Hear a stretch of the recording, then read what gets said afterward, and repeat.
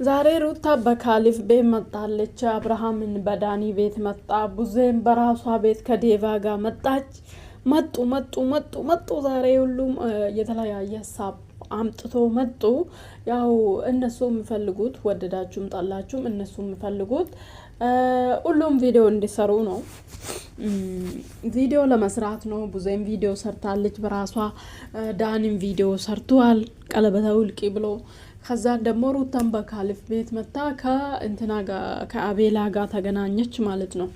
ሰላም ውድ የዩቲዩብ ተከታታዮቼ እንዴት ናችሁ? ደህና ናችሁ? ላይክ፣ ሼር፣ ሰብስክራይብ እያደረጋችሁ አበረታቱኝ። ኮፒ ሊንክ አድርጉልኝ በእናታችሁ።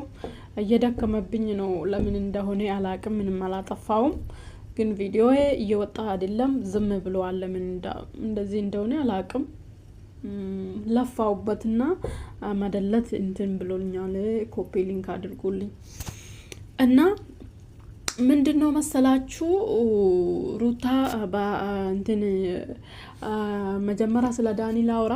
ዳኒ ቀለበቱን አውልቅ፣ ሩታ አልፈቀደችም። እነሱ እስካልቆሙ ድረስ እንደ ሩታ ፈቀደች አልፈቀደች ሩታ ፈታለች አሁን ማለት ነው። ከተፋቱ አብርሃምና ሩታ ውሸትም ይሁን እውነትም ይሁን እኛ ምንም እናውቀው ነገር የለም። እዚህ ጋር ማናውቀው ነገር ያሳዩን ነው የምንናገረው። አንድ ሰው ፈታ ከተፋቱ ሩታ ፈቀደች ሩታ አልፈቀደች ማፍቷ አይደለም ማለት ነው። የሱ ህይወት ላይ መፍቀድና አለመፍቀድ የለባትም ማለት ነው። ምንድነው የራሷ ህይወት ላይ ነው መፍቀድ ያለባት። የራሷ ህይወት ላይ ነው መምራት የነበረባት። የራሷ ህይወት ነው መስተካከል ያለባት እንጂ ከሱ ጋር አሁን የሚያታግላት ነገር አለ ብዬ አላምንም። ምንም ያድርግ ማለት ነው። ስለዚህ እናንተ ያው ፊልም ነው ስራ ነው ብዬ ነው ማምነው። ስራ ነው ብዬ ነው ማምነው እና ይሄን ሪሊ አይመስለኝ። በተለይ ኦኬ አንድ ገና ማለት ነው ስምም ለብር ብላችሁ ግን እኮ ስራ ነው።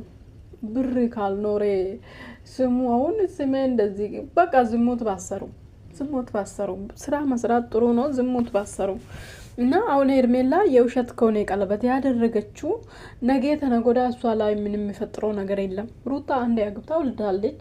ነገም ሩታ የምትታወቀው አግብታ መወለደች የተፈታች ነው ብሏ ነው ከማንም ጋር ወንድ ጋር የምትገናኘ። ሄርሜላ አሁን እዚህ ጋር ከአብርሃም ጋር ውሸት ነበርኩ ለስራ ብቻ ነው ቀለበቱ ምናምን ያደረኩ ትላለች። ምን ትላለች? እኔ ግራ የገባኝ ደግሞ ዳኒ አወለቀች አላወለቀች አንዴ አድርጋለች። በቃ አለቀ።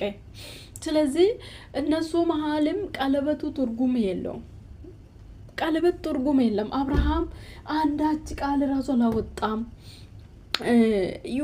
በቃ ሪሊ እንዳልሆነ ያስታውቃል። ቃላቶች ላይ ምንም ፕሮግራሙ ላይ ምንም የተዘጋጀ ነገር የለም። አብርሃም ሀቶ አይደለም ዛሬ ልክ ኬክ ብቻ ቆርሶ ልክ እንደ የሆነ ነገር ኬክ መንገደኛ ነገር ኬክ ብቻ ቆርሶውን ምንም ያጣ ነገር ያኔ ምንም የሌለ ጊዜ እንደዛ ደግሶ ቀለበት ያደረገ ሰውዬ ዛሬ ኦዲየንስ ብቻ ዝም ለማስባል በቃ እንደዛ ነው በሉ። እንደዛ አይነት ቀለበት አድርጓል። ግን እውነት ሪሊ አይመስለኝም። በቃ ወደዳችሁም ጣላችሁ ማለት ነው።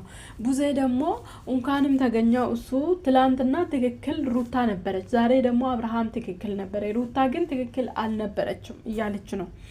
ስለዚህ ሁሌ ከትክክለኞች ጎን ነው እያለች ነው።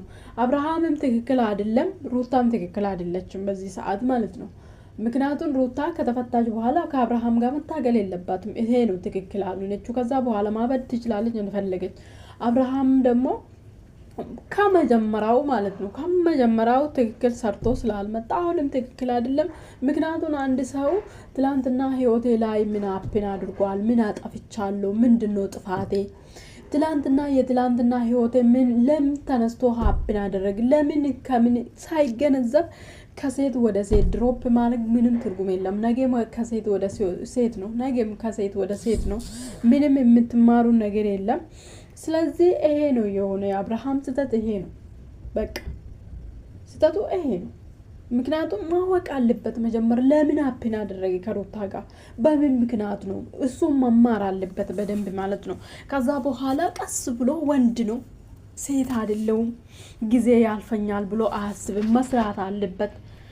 ተነስቶ ያኛም ቀለበት አስራል ያኛም በቃ ሌላ ጋጋታ ለመፍጠር ነው ቀለበት የሚያሰረ ብዬ ነው ማምነው እንጂ በቃ ሌላ ድራማ ለመስራት ነው እንጂ ቀለበት ያሰረ የቀለበት ሪል አይደለም። እና ሩታ ደግሞ ከአቤላ ጋር መታ ከካሊፍ ጋር መታ አቤላን አንተ ነው ሁሉ ያደረስከን አንተ ነው እንደዚህ ያደረከን እያለች ነው።